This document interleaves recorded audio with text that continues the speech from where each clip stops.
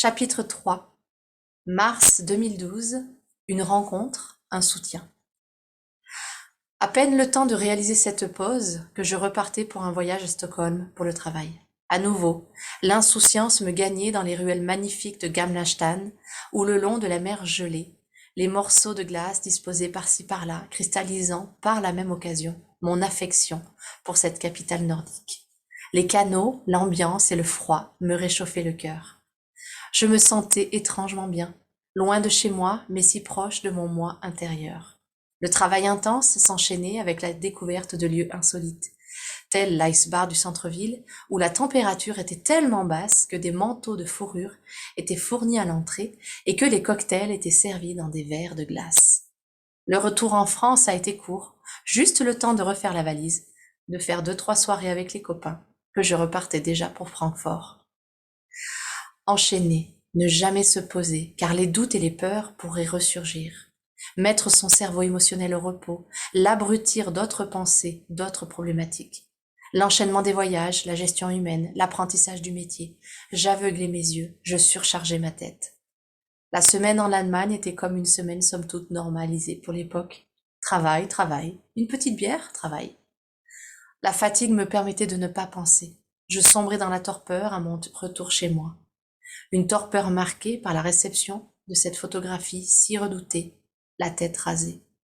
La preuve visible que quelque chose se passait au milieu des cellules de mon père.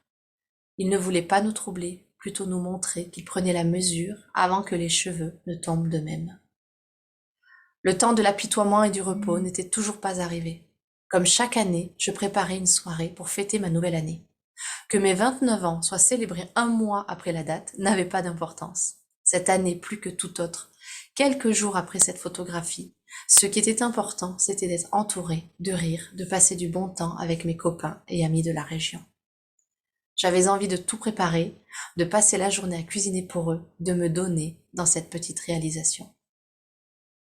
J'ai reçu un cadeau inestimable la semaine suivante. Mes parents sont venus me voir 2 jours à Antibes et nous avons décidé de vivre ces instants sans parler de la maladie.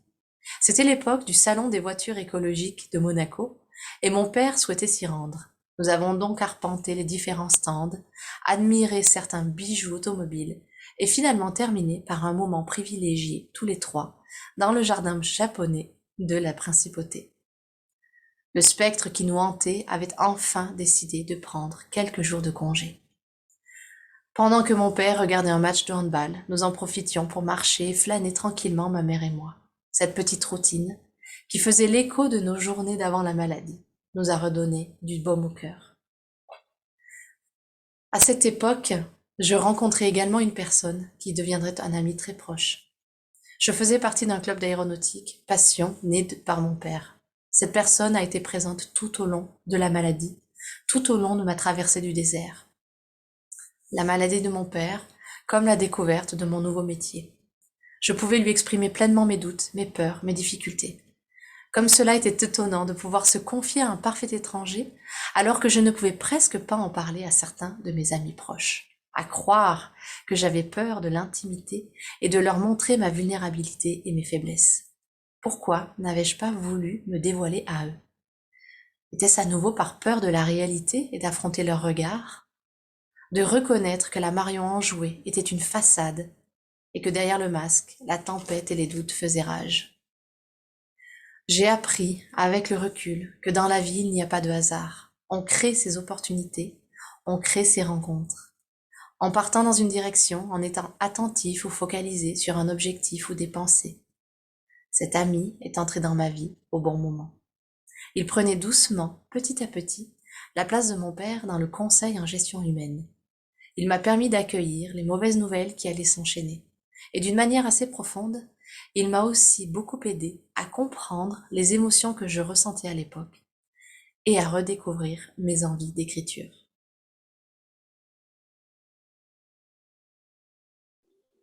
Chapitre 3, un soutien, une rencontre. Alors, pour être honnête, j'ai enregistré le chapitre 2 et le chapitre 3 à la suite. Et c'était assez fabuleux de voir que les 2 chapitres sont si connectés, alors que je ne m'en étais pas du tout rendu compte. avec la lecture que je peux en faire maintenant. C'est-à-dire que dans le chapitre 2, je parle du fait que, eh bien le fait d'évoluer, d'avancer, de changer en fait, intérieurement par rapport au chemin que je suis, par rapport à à ma réflexion philosophique, par rapport à ce que je vis au quotidien et puis, les situations que je rencontre, fait que j'évolue. Je prends des décisions et j'évolue. Et je peux me retrouver finalement à ne plus comprendre ou à ne plus, heu, alors je parlerai de vibratoirement, mais je peux parler aussi d'un point de vue de la connexion de cœur et puis de la connexion, d'esprit. Je peux, ne plus, enfin la longueur d'onde n'est plus la même, entre moi et la personne en face. Et c'est, fabuleux de voir que je commence à me poser cette question-là au chapitre 2. Heu, donc vraiment chronologiquement, je me rends compte qu'il y a quelque chose qui me correspond plus. J'aime, alors ça c'est important, je ne l'ai pas dit dans l'explication du chapitre 2, mais j'aime ces personnes. J'aime, heu, qui elles sont, et la longueur d'onde entre nous 2 fait que c'est le moment en fait d'accueillir que notre amour, l'amour que j'ai pour ces personnes, heu, eh bien, c'est aussi, de s'éloigner. Donc je commence à me poser ces questions, à intégrer la chose, et chapitre 3, je rencontre quelqu'un qui va beaucoup, beaucoup, beaucoup me soutenir, qui va être là, tout au long en fait de la maladie jusqu'à la mort, de mon père, et qui est, c'est assez intéressant, dans une écoute et dans un chemin, qui me permet en fait de me connecter à cette personne-là, à ce moment-là. Et je dirais en fait, il y a certaines phrases qui disent: «Quand l'élève est prêt, le maître apparaît», ou alors: «Le mentor, il apparaît au bon moment». C'est vraiment ce qui s'est passé. C'est-à-dire que mon père, qui était mon mentor jusqu'à présent, notamment au niveau de la gestion humaine, et de la psychologie humaine, est en train donc son chemin est en train de disparaître, on va dire. En tout cas, son chemin humain est en train de disparaître. Disons que à un moment donné, je ne vais plus le voir physiquement. Et à ce moment-là, il y a quelqu'un qui rentre dans ma vie qui, prend cette place-là, la place du mentor par rapport à cet aspect-là, et la place de l'homme qui est à l'écoute et qui me permet en fait de mettre des mots sur mes émotions. Quelqu'un qui est neutre, qui ne me connaît pas depuis des années, donc il y a ce côté également de je n'ai pas besoin de mettre le masque de la Marion enjouée, puisqu'il ne la connaît pas comme telle. En tout cas, il connaît cette facette-là, mais pas, tout. Disons que l'amalgame n'est pas fait avec juste cette facette-là, c'est pas étiqueté sur cette facette-là. Et donc, quand on commence à faire de la place à quoi que ce soit, eh bien, on ouvre des espaces pour de nouvelles expériences. Et donc, quand, je commence à faire la place, quelqu'un arrive. Et c'est intéressant parce que, pour vous dire, et de manière très, très, très vulnérable, j'ai toujours voulu avoir des relations, que ce soit amicales, amoureuses, qui s'inscrivent sur la durée. Et je me suis rendu compte, en fait, notamment dans toutes ces périodes, de vie, que ces relations que je souhaitais vraiment beaucoup, il y en a, j'en ai. Et j'ai aussi beaucoup de relations qui sont, des relations pas ponctuelles, parce que il y a quand même des relations que j'ai eues pendant des années, mais des relations en fait qui m'ont accompagnée, qui m'ont permis et que j'ai permis à la personne d'évoluer, comme, deux bras de rivière qui se rejoignent pendant un temps, et puis à un moment donné, eh bien ces 2 bras reprennent leur chemin, reprennent leur cours. Et en fait, c'est OK parce qu'en fait, on a, œuvré ensemble sur la partie du chemin qui était propre à nous 2, et qui nous permet, hein, finalement d'avancer et de découvrir de nouvelles expériences. Et ça, pour moi, c'était impossible à reconnaître, c'était impossible à accepter, parce que je disais: «Mais non, une relation, elle est faite pour durer, et donc il faut tout faire pour qu'elle dure». Alors oui, tout faire d'une certaine manière, et non, tout faire d'une certaine manière. C'est-à-dire que quand, il y a des remous dans la rivière, c'est pas je suis pas dans le sens de dire dès qu'il y a un remous, hop, les 2 bras se se divergent. Non, dès quand il y a un remous, l'idée c'est d'aller voir à l'intérieur, de sentir qu'est-ce que ça va toucher. Tout ça, c'est fait aussi pour apprendre, pour évoluer et puis pour guérir certaines choses intérieures et et aller connecter encore plus proche, de son soi et donc quand il y a des remous et bien profitons-en, parlons-en, essayons de voir ensemble comment on fait pour avancer et aller de l'autre côté de ces remous ensemble.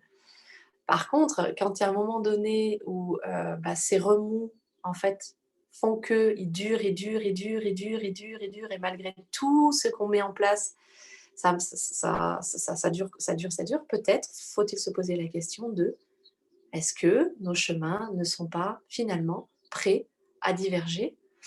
Et à ce moment-là, est-ce que nos chemins divergent par peur ou est-ce qu'ils divergent par amour l'un et de l'autre et de nos évolutions, individuelles et communes? Et ce questionnement-là, va m'accompagner pendant 10 ans. Donc, je suis encore dedans. Mais voilà, pour vous dire que dans le chapitre 2, je commence à aborder ça intérieurement et dans le chapitre 3, je rencontre quelqu'un qui, va être mon mentor et mon ami et mon confident pendant, toute une période. Et puis à présent, nos chemins, ont évolué et font qu'on se voit moins, on se parle moins. Et c'est absolument OK parce que je l'aime, et j'aime toutes les personnes qui m'ont accompagnée, que j'ai accompagnées, avec qui j'ai fait, du chemin, depuis le début de ma vie. Ce chapitre 3, il aborde également, le fait d'expérimenter les contraires. Je parle notamment au tout début du chapitre que, le froid de Stockholm réchauffe mon cœur. C'est intéressant de voir et c'est une expérience que j'ai vécue. Ce froid a réchauffé mon cœur. Je suis loin, c'est-à-dire que je suis à Stockholm, puis après je pars à Francfort et je suis loin de chez moi et en même temps je suis plus proche de mon moi intérieur. Pourquoi est-ce que ça se passe comme ça? Ma mère m'a beaucoup demandé pourquoi est-ce que j'avais besoin de partir à l'étranger, en fait. Eh bien, pourquoi? Parce que ça me sort de et je pense que ceux qui voyagent le sentent énergétiquement et puis d'un point de vue des habitudes, ça me sort de ma bulle quotidienne, de mon cadre quotidien et ça me permet d'aller toucher des parts de moi auxquelles je ne fais plus attention quand je suis dans ma bulle quotidienne, dans finalement heu, dans mon cadre.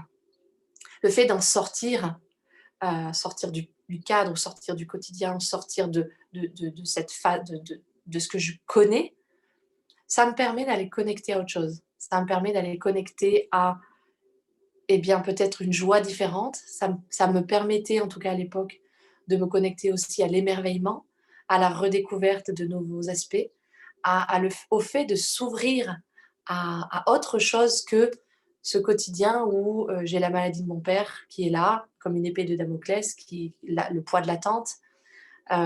Et puis il y a les masques que j'ai mis pour ne pas montrer à quel point je souffre, à quel point je me sens mal.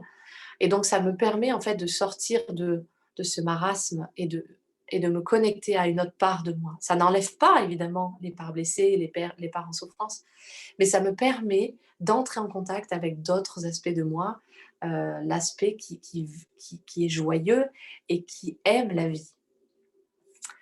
Donc les voyages, permettent vraiment justement manger de la nourriture différente, se lever à des horaires différents, parler une autre langue, rencontrer des personnes, qui ont des points de vue complètement différents.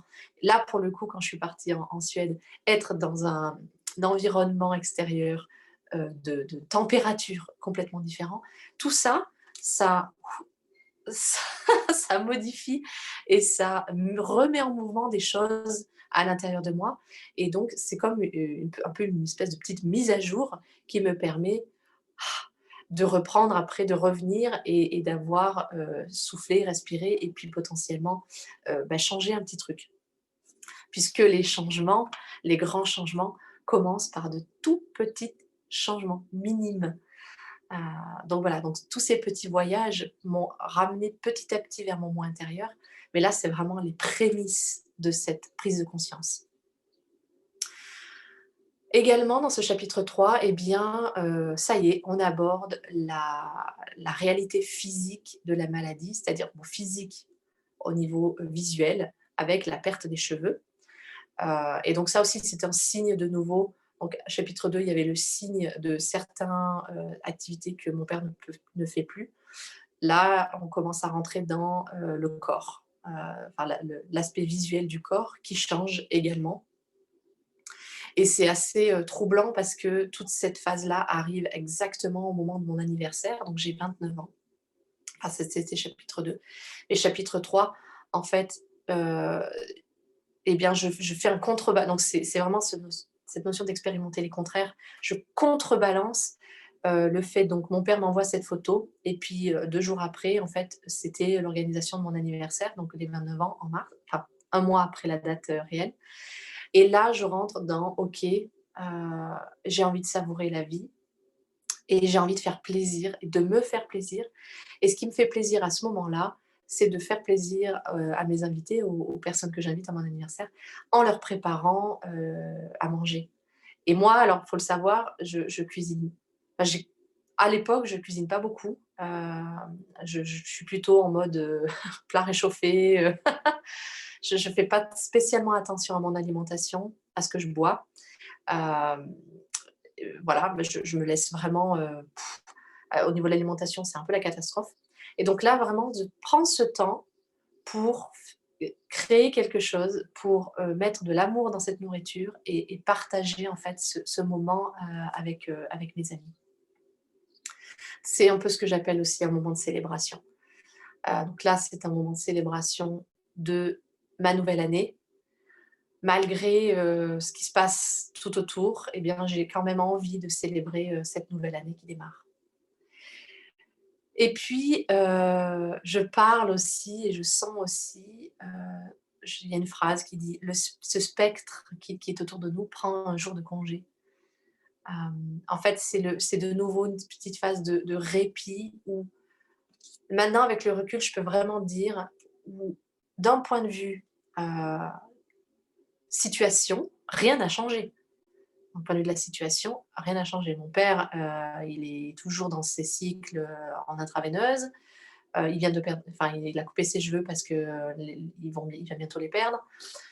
Donc moi, je me sens toujours aussi impuissante et triste et tout ça, donc globalement rien n'a changé. Mais je sens une respiration. Je sais pas, je ne peux pas vous dire ce qui a fait que cette respiration est arrivée.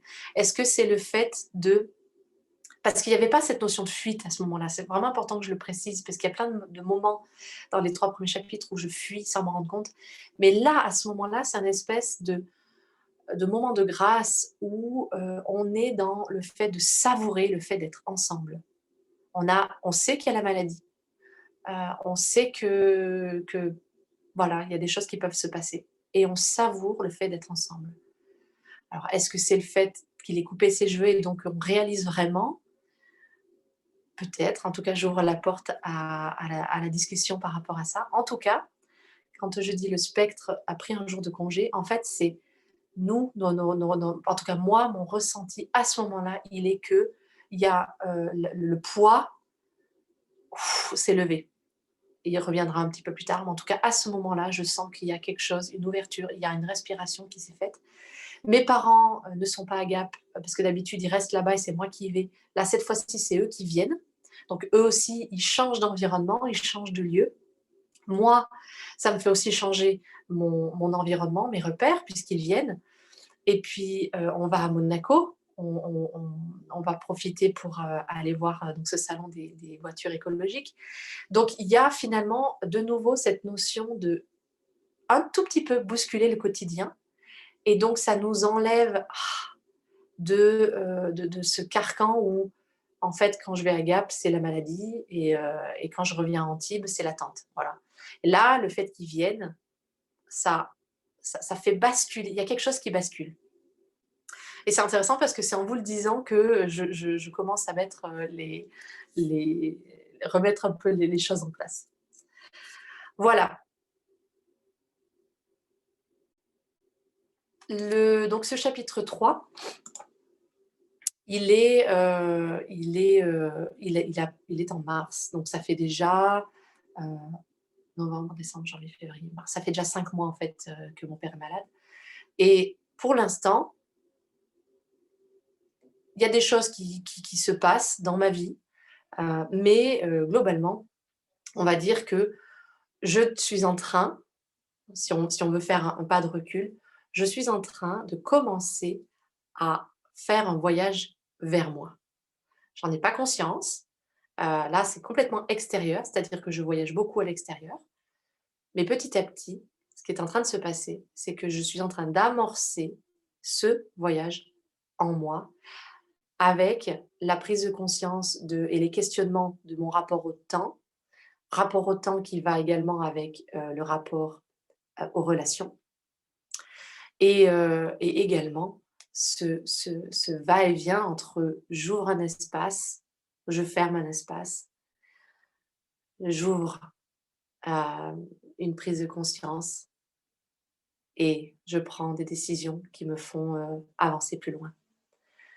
Voilà, je commence à passer de l'enfant et de son parent à 2 individus adultes, en tout cas 2 êtres et qui sont autant humains l'un que l'autre et autant divins l'un que l'autre. Voilà.